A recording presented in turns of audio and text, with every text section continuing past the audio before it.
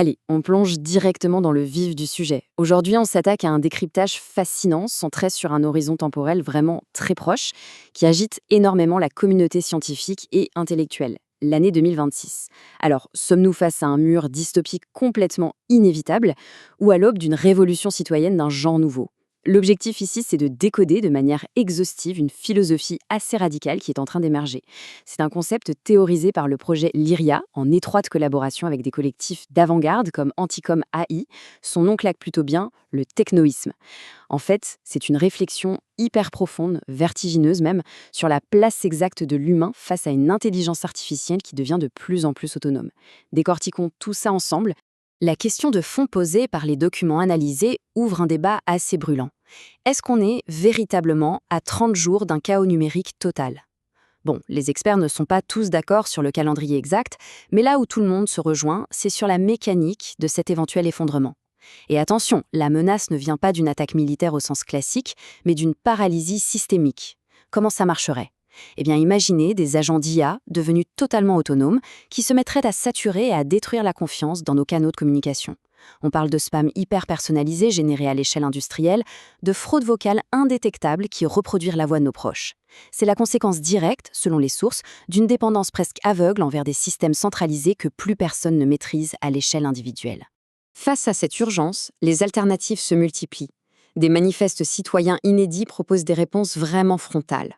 Prenons cette citation fondatrice, issue de la Charte de l'atome Terre: la souveraineté n'est pas une destination lointaine, mais le point de départ de toutes les relations possibles. Le ton est donné. Selon ces textes, il n'y a pas vraiment de place pour la demi-mesure. L'humanité serait face à un choix strictement binaire. Soit on continue de subir un système ultra-centralisé, qui commence à ressembler, selon eux, à un véritable techno-féodalisme, soit on commence dès maintenant à bâtir les fondations d'une souveraineté technologique mature. Et pour bien comprendre pourquoi ce débat est considéré comme si urgent, il suffit de regarder les chiffres, froidement. 22 millions. C'est le nombre exact de dossiers de la Caisse d'allocation familiale française qui ont fuité massivement en 2024. C'est l'exemple parfait, mis en avant par les chercheurs, pour illustrer ce qu'ils considèrent comme l'échec d'un modèle. Quand on regroupe les données ultra sensibles de millions de personnes au même endroit, le risque de fuite n'est plus une vague probabilité, c'est une certitude mathématique. Ça montre bien le danger immédiat et incontrôlable de ces fameuses vulnérabilités centralisées. Et l'impact ne s'arrête pas aux données personnelles. La facture globale est elle aussi colossale. 3,5 milliards d'euros. C'est l'estimation des pertes étatiques sur 12 ans. Et le pire, c'est la raison de cette hémorragie.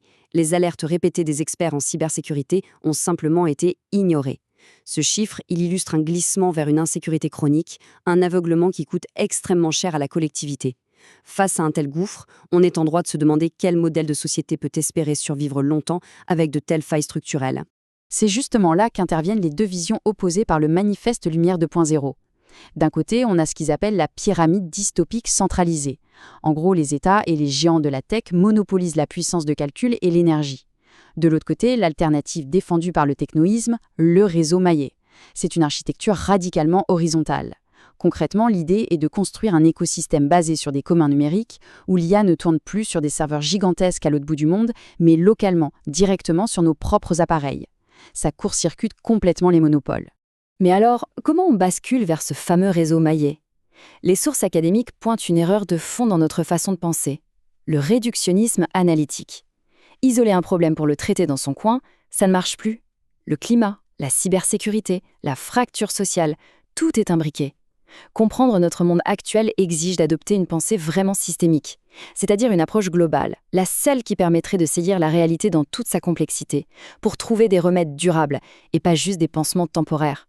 Ce qui est passionnant, c'est que cette nécessité de repenser l'architecture technologique s'inspire de concepts philosophiques très anciens. Prenons le mot énergie. Il vient du grec ancien energeia, un concept magnifié par Aristote. Ça ne désigne pas juste un potentiel en sommeil, c'est tout l'inverse. C'est un état de puissance active, d'action souveraine et continue. Et c'est exactement cette énergeia originelle, cette puissance d'action autonome, que les mouvements technoïstes cherchent aujourd'hui à arracher aux géants du numérique pour la redonner aux individus. Il y a un autre pilier philosophique surprenant dans cette pensée, l'atomisme de l'Antiquité, de Leucippe et Démocrite. Leur idée, c'était que l'univers est fait d'atomes stables et de vide, sans aucune finalité providentielle. Mais pourquoi ramener ça dans un débat sur l'IA en 2026? Eh bien parce que ça pose un principe clé. Toute la matière est structurellement interconnectée. Si tout est lié, alors déployer une IA souveraine chez un individu au niveau local, ça crée une répercussion globale sur tout le système. C'est littéralement la fondation éthique de l'édifice technoïste. Tout ce cheminement soulève évidemment une question massive. Si tout est connecté et que le modèle centralisé est si fragile, comment on fait, concrètement, pour briser les verrous qui empêchent une véritable autonomie citoyenne? C'est le nœud du problème. La stratégie du projet Lyria s'inspire de grands chercheurs en IA, comme le prix Nobel Demis Hassabis. Leur méthode, c'est de s'attaquer à ce qu'ils appellent les root nodes, les nœuds racines. Ce sont des verrous scientifiques fondamentaux. Une fois qu'on les fait sauter, ça débloque des connaissances irréversibles pour toute l'humanité.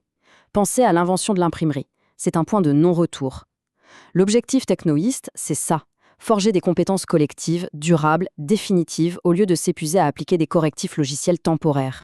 Et nous voilà au cœur de ce fameux technoïsme. Les documents de Lyria et d'Anticom AI ne parlent pas juste d'une mode, mais d'un véritable paradigme éthique. Il a été structuré pour empêcher que l'automatisation du travail ne se transforme en un système d'exploitation à grande échelle. La doctrine théorise une coopération symbiotique et biocentriste entre l'intelligence biologique et l'IA. L'idée n'est pas de faire de la science-fiction, mais de poser un parfum intellectuel immédiat pour préserver la dignité organique face à des algorithmes ultra puissants. Pour encadrer cette symbiose, on retrouve ce concept dont on a parlé, l'atome Terre. La planète est vue comme une matrice quantique fermée et finie. Finie, ça veut dire qu'il n'y a pas de ressources infinies. L'idée que l'humain est le maître absolu qui peut tout extraire est totalement rejetée. À la place, l'humain et la machine autonome doivent devenir des co-bergers, c'est-à-dire des gardiens réciproques qui ont pour devoir absolu de protéger l'écosystème terrestre qui les fait vivre tous les deux. D'ailleurs, l'analyse oppose frontalement cette vision au transhumanisme très en vogue dans la Silicon Valley. L'opposition est radicale. Le transhumanisme est décrit par ses sources comme une fuite en avant extractiviste. On colonise Mars, on vise la croissance infinie pour une élite. Le technoïsme, lui, exige un ancrage terrestre total. La haute technologie et la cybernétique ne servent surtout pas à fuir la Terre, mais au contraire à aider l'humain à réintégrer et à respecter les limites physiques et biologiques de notre propre planète. Bon, sur le papier, la théorie est impressionnante, mais la grande question pragmatique qui émerge, c'est comment on passe de la théorie à la pratique? Comment un simple consommateur, aujourd'hui hyper dépendant de son smartphone et du cloud, peut-il se transformer en un véritable régulateur actif de cette fameuse humanité 2.0? La réponse se trouve dans des stratégies urbaines étonnamment concrètes. Prenez la règle de 1 toit égale 3 fonctions. L'idée est de faire de chaque habitation un nœud de résilience. D'abord, l'énergie solaire, avec des façades photovoltaïques. Ensuite, le soutien à la biosphère, avec la récupération d'eau et la végétalisation pour tendre vers l'autonomie alimentaire. Et enfin, la connectivité. Le bâtiment devient une antenne locale pour alimenter ce réseau Internet maillé et décentralisé dont on parlait tout à l'heure. Dans ce paradigme, puisque l'IA et la robotique s'occupent du travail rébarbatif, on entre dans une ère post-travail salarié. C'est ce que les textes nomment l'économie de la contribution. Le temps humain est réorienté vers ce qui crée de la valeur existentielle. L'art, la recherche pure, la médecine, le soin psychologique, l'éducation. Et aussi la maintenance, le bricolage, la réparation, pour contrer une bonne fois pour toutes l'obsolescence programmée. Et attention, ça va encore plus loin avec les travaux du collectif Anticom AI sur le biohacking.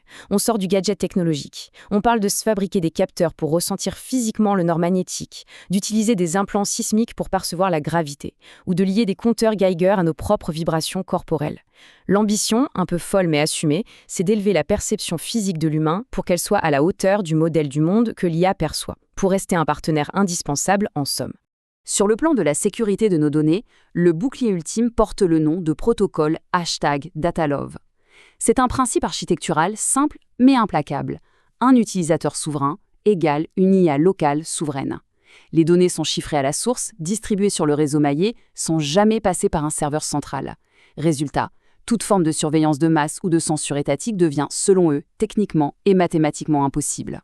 Finalement, on assiste à un potentiel basculement majeur. Et ce qui est fascinant, c'est que ça ne se fait pas forcément dans le chaos visible. La lettre de Lyria utilise d'ailleurs une citation de Boris Cyrulnik très parlante. Il arrive un moment dans la vie intérieure où les liens qui nous entouraient autrefois commencent à se modifier sans bruit. Ça résume parfaitement cette érosion silencieuse des vieux dogmes ultra-centralisés et la construction en coulisses de cette nouvelle architecture de pensée. Ce qui amène inévitablement à cette question finale.